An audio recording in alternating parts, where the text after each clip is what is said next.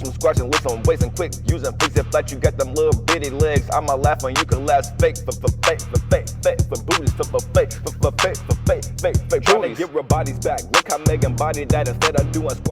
What's up, people? Welcome to another episode of The Keith Chronicles. So, I just want to say thank you to everybody who has been bearing with me. I went through a bunch of life changes and stuff like that. So, I just haven't been that, I just haven't been wanting to record. So now I'm kind of getting back into it. So I appreciate y'all for sticking with me. If you're new here, please feel free to push that subscribe button for me. If you're old here, thank you for tuning back in with me. Today, what we're going to be talking about, I'm actually going to be discussing with y'all my transition from Kentucky to Arizona. So I know a lot of people, they want to move. A lot of people feel like they need to move, but a lot of people feel like they can't move.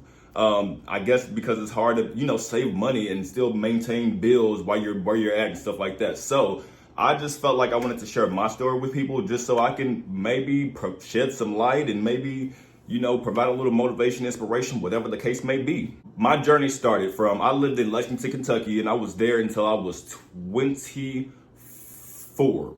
I took a school check, took online classes, took a school check, got that check, paid for a few months of my rent in Louisville, and continued my online classes in Louisville into the end of the semester where I was able to transfer it to the school in Louisville. Get you a school check. Okay, so with that being said, I was there. I just kept thinking the whole time I was there, like, Keith, like, you in Kentucky, like, there's way more out there than Kentucky. Like, these people, they don't even get you. Nobody even wants to be your friend because you the gay boy in Kentucky. Nobody wants to be cool with you. So I just always felt like, even younger, I was just like, why did my mom have to have me in Kentucky? Like, why did everybody else get lucky everywhere else? And I just had to be the one that had to be born right there in MF in Kentucky. It just sucked. Basically, my first transition, I kind of started off small. So I moved from Lexington to Louisville, Kentucky, which is about an hour drive. And that is where I would say I kind of started, although I was about 22 when I moved there, I still had a lot of growing to do. So when I got there, I was still very naive to a lot of stuff because Louisville was a way bigger city than Lexington was. And I was just around a lot more different type of people. And it just helped, I believe, prepare me for the longer haul. But I was there in Louisville for about a year and a half, and I started working for a company called Regis. And Regis actually has 3,000 locations worldwide. So with that being said, that kind of takes me to my next point. While I was there at Regis, working in Louisville, y'all, honestly, I miss living in Kentucky because my last apartment there was like $500. Come on, plus electric, like, come on.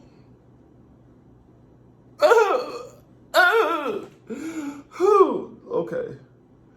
All right. Okay. Anyway, so basically my next point is have a job that has multiple locations and gives you the potential to transfer. Now, one thing I will say is a lot of the reason why I did feel like I had to leave Kentucky or Lexington was because I felt like,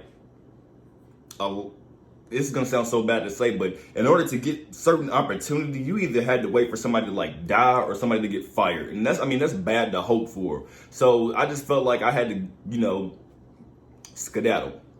Well, so in Louisville, I transferred my job in Louisville at Regis. I moved to Nashville, which was, I would say, about a 3-hour drive from Louisville.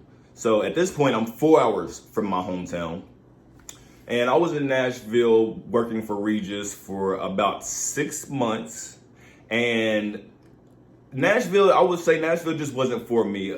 Maybe I wasn't there long enough. Maybe I just didn't get to hang around the right people.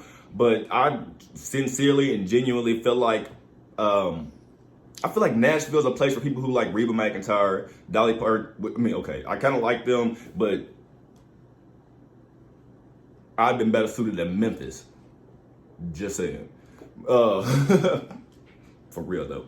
While I was in Nashville, when I went to Nashville, took a job as the manager there. So I was offered another position across in Arizona, which is how I was able to afford the ability to move across the country. So I was offered another position across the country, and I paid for everything. I applied for that position. I paid for everything. So it wasn't like, I just was so on my shit that they offered to move me across the country. No. And it might kind of fool y'all to know this, between paying everything that I had to pay down to move and between just a lot of stuff, I really only moved to Phoenix with about $500 to my name. And even when I got here to Phoenix, I had this rinky-dink online bank. So something ended up, my debit card got like locked or something because somebody was trying to use it.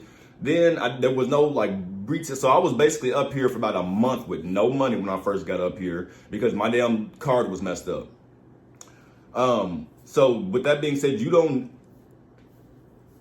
truly need a whole bunch of money. All you really need is relationships. Because for me, the person that I moved up here to Arizona with was a person that I met online. We built a good rapport, and it was like a tit for tat. They needed help with rent. I wanted to get the fuck out. So it was like, cool, whatever. On to that, when I got up here to Arizona, I will say this. I'm never going to mention the roommate, but I will say stuff was just a little shady and stuff just got really uncomfortable because it was just kind of a shady situation. So within like a month, 2 months, I got my own place. I was basically out here in Arizona by myself. I'll say this. I wasn't ready to move across the country. I was not ready to move across the country. That was not something that I was mentally, financially, probably even physically prepared to do, because when I got up here, hell, the damn heat was horrible. But I will say that coming here, I thought I was good before. I thought I was smart before. Coming here has put me in so many uncomfortable positions because rent is way higher. You out here and you having to make stuff work that's a little bit different. You have to become very resourceful. You have to become a hustler. And I don't believe a hustler is only a person who sells drugs. To me, a hustler is just a person who can make it happen when it needs to happen. And that has been the one thing that I will say has been the most beneficial thing for me moving, is because now, I don't have that support system. I don't have somebody, hey mama, can I come over? I don't have none of that. So now Big Daddy's on his own. He got to figure it out. And that's what I've been doing. So, I hate when people, they make up excuses. I get it. Some people are just not in positions whatsoever to move from their state or whatever. But people complain about it all the time. Complain. I don't want to be here. I don't want to be here. But they take no initiative to do anything to get out of the situation. Like I said before, to move out of my city, I just got a school check and bounced. Secondly, my job transferred me to Nashville. Third, the same job transferred me to Arizona. Pow! Hold on. I'm not going to say it like that, but that's just my plan. That's how I was able to do it. The scariest part or the most uncomfortable part has been not being around for family events, family changes, and, friends and family experiencing milestones. That's been kind of hard for me. However, I feel like I've been told multiple times I can't live my life based off everybody else. So it was imperative for my well-being for me to leave over there. Now, I do kind of want to go back to the South. I'm not going to lie. I do kind of want to go back south because there's really no hospitality this way in the West Coast. They a little touched, a little bit, some of them. But yeah, that's pretty much my journey. I literally just packed up. It's easier for me because I don't have no kids. I literally drove 30 hours across the country with my dog, sold everything that I had, packed my car to the capacity. If you would have touched my car with a needle, that motherfucker would have said, just popped everywhere. But me, my dog, that Adderall pill I had, and my slow music, R&B, 90s music, we hit the road and we ain't looked back. I mean, I've looked back a time or two, but I'd say it was the best thing for me. I can't speak for everybody, but if you're a person and all you do is complain about, oh, I got to get out this city, there's ways you can make it happen. First off, you do almost kind of got to be a hustler because you got to hustle and bustle and find ways to make shit work. I just kind of strategically stack stuff on top of each other. So, like I said, school check, bow. Promotion, bow. Transfer, bow. I can literally, even with my current job now, I don't work for that company anymore, but even with my current job now, I could transfer my job to multiple locations. So I really don't take positions if they don't allow and have transfers or allow, or it has multiple, locations. Yeah, people. So, I mean, that's pretty much it. I ain't going to tell y'all all my trials and tribulations. I got to keep some stuff to myself. But I don't know. I just really wanted to put some content out. And I really want to start trying to be more, reliable for y'all. And like I said, I really do appreciate y'all sticking with me. And, with that being said, you know what time it is. Push that subscribe button. And thank you for tuning in to another episode of The Kids Chronicle.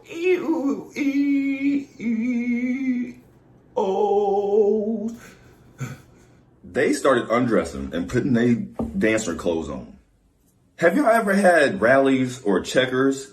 If you get like that big Buford, it's like that big thick onion that's about this thick that sits on top. And when you bite into it, it just causes all your senses to overload. You be like,